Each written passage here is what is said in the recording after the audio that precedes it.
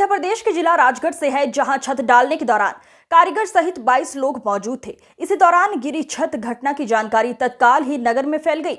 भारी संख्या में लोग वहां पर मौजूद हो गए। मकान निर्माण के दौरान राजगढ़ जिले में ये पहली घटना सामने आई है, जिसमें एक मजदूर की छत गिरने से मौत हो गई है। ब्यावरा शिवधाम कॉलोनी के समीप अजनार नदी के पास में एक निजी मकान में छत डालने का कार्य पूर्ण हो गया था। मजदूर अपने हाथ पैर धोने के बाद घर जाने की तैयारी कर रहे थे और ये कारीगर सहित कुल 22 लोग थे। सभी मकान के बाहर आ गए थे, किंतु 3 लोग अंदर ही कुछ काम करते हुए बाहर आ रहे थे। इसी दौरान इनके द्वारा डाली गई छत देखते ही देखते धराशायी हो गई। इसमें देर रात्रि 11 बजे तक एनडीआरएफ और एसडीआरएफ की टीम द्वारा रेस्क्यू ऑपरेशन जारी रहा। रेस्क्यू ऑपरेशन के बाद मीडिया को पुलिस अधीक्षक राजगढ़ श्री आदित्य मिश्रा ने बताया, हम पूरे मामले की तस्दीक कर चुके हैं। एसडीआरएफ की टीम ने ये रेस्क्यू किया। प्रशासन भी भारी बल के साथ मौजूद रहा। इसमें पूरी जानकारी जुटाने के बाद सामने आया कि 3 लोग ही छत में दबे थे, फिर भी हम पूरे मलबे को हटवा रहे हैं। एक मजदूर की मौत हुई है। मध्य प्रदेश के जिला राजगढ़ से अमन खान इंकलाबी की रिपोर्ट। देहात ब्यावरा थाना क्षेत्र जो पड़ता है राजगढ़ जिले का, और वहाँ पर ऐसी सूचना मिली थी कि एक निर्माणाधीन मकान जो है, किसी प्राइवेट व्यक्ति का जो निर्माण हो रहा था, उसमें 3 मंजिल की छत डल रही थी, तो शायद अनस्टेबल होने के कारण वो छत नीचे गिर गई। तो जिसमें कारीगर और मजदूर जो काम कर रहे थे उनके फंसे होने की संभावना थी।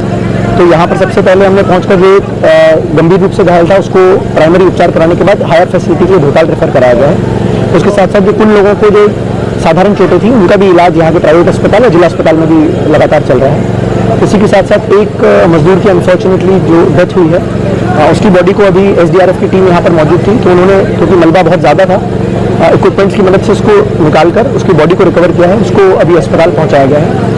हमारी सूचना के अनुसार जो यहाँ पर मजदूर काम कर रहे थे, अन्य मजदूर हैं, उनके हिसाब से कुल कारीगर और मजदूर मिला के 22 लोग के आसपास थे, जिसमें से अभी तक हमारे पास सभी की जानकारी आ गई है।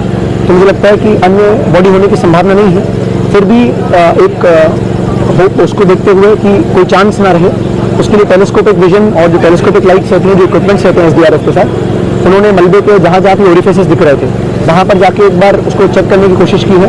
टेलीस्कोपिक विजन से भी चेक करने की कोशिश की है कि कोई फंसा हुआ तो नहीं मिल रहा है, पर अभी तक की प्रिलिमिनरी जो उन्होंने एक बार जांच करके देखा है तो उसमें कोई ऐसा अन्य आदमी फंसा हुआ नहीं समझ में आ रहा है। सर, बताया जा रहा है कि नाले में मकान बन रहा था और अवैध रूप से बनाया जा रहा था। लेकिन ये मुझे लगता है कि जांच में जरूर ये पहलू भी आएगा कि ये मकान की परमिशन किससे ली गई थी। यदि शहरी क्षेत्र में था तो किसने परमिशन, किस डिपार्टमेंट ने दी थी, और अगर पंचायत क्षेत्र में आता है तो किस तरह की परमिशन ली गई थी। इसके साथ साथ जो स्ट्रक्चरल स्टेबिलिटी होती है किसी भी मकान को बनाने के लिए, तो उसके प्रॉपर जो गाइडलाइंस हैं, जो मुझे लगता है कि समय समय पर जारी किए जाते हैं, उनको फॉलो किया गया था कि नहीं फॉलो किया गया था। साथ साथ जो ठेकेदार रहते हैं, जो मजदूरों को काम कराते हैं, उनके लिए जो एक बेसिक गाइडलाइंस रहती है सेफ्टी की, सिक्योरिटी की, वो उन्होंने फॉलो की थी कि नहीं, उनके लिए बेसिक उनको पता है किस प्रकार से छत को डालना है।